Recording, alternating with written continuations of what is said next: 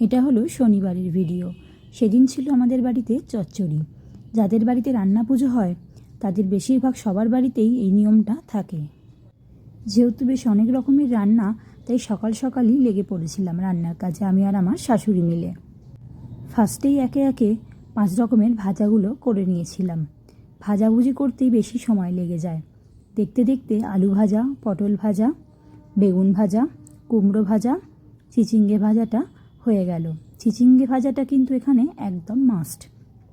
আর আমাদের বাড়ির নিয়ম অনুযায়ী পায়েসের মধ্যে এরকমভাবে পিঠে দিয়ে পায়েসটা করতে হয়। তারপর দেখতে দেখতে একে একে চাটনি, খিচুড়ি সমস্তটাই হয়ে গেল। এটাকে বলে বাড়ির গিন্নি মায়ের পুজো। তারপর সব কিছু আগে সুন্দর করে সাজিয়ে নিলাম মাকে ভোগ দেব বলে। সব কিছু এরকম সুন্দর করে সাজিয়ে ভগবানকে ভোগ দেওয়ার আনন্দটাই কিন্তু আলাদা।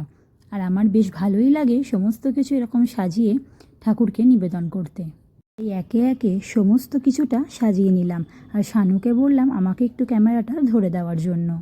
মনসা গাছটা যেহেতু আমাদের বাড়ির উঠোনে, তাই সেখানেই সব ভোগ একসঙ্গে নিয়ে সাজিয়ে মাকে নিবেদন করলাম। সেই দিনটা আমরা ঠাকুরকে নিবেদন করা প্রসাদই খেয়েছিলাম। খাওয়া দাওয়া শেষ করে দুপুরবেলা একটু রেস্ট নিয়েছিলাম। রান্না হতে হতেই তো প্রায় 3টে সাড়ে 3টে মতো বেজে গেছিলো। যেহেতু সেদিন শনিবার ছিল, তাই সন্ধ্যেবেলা আমরা একটু বড় বাবার মন্দিরে যাই ধূপবাতি দিতে।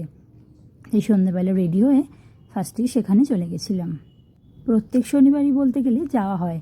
যে শনিবার যেতে পারি না মনটা ভীষণ খারাপ থাকে। একবার মায়ের কাছে গেলেই যেন মনের মধ্যে অনেকটা শান্তি হয়। তারপর পুজো দিয়ে বেরোবো এমন সময় দেখি এনারা এসে হাজির। তাই ওনাদেরকে একটু বিস্কুট খাইয়ে আমার দিনটাকে আমি এইভাবে শেষ করলাম। টাটা।